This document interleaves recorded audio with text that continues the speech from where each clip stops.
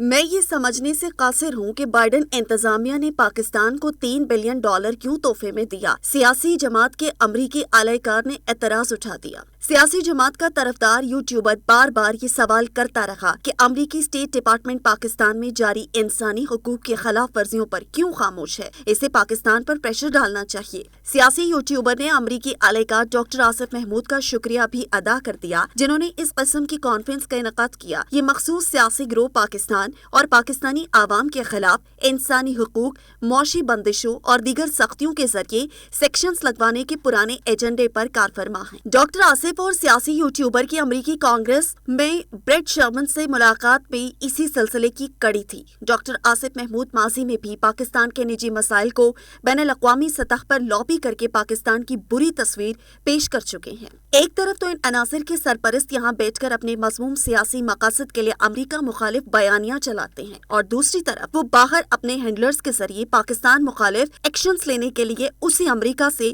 بھیک مانگتے ہیں۔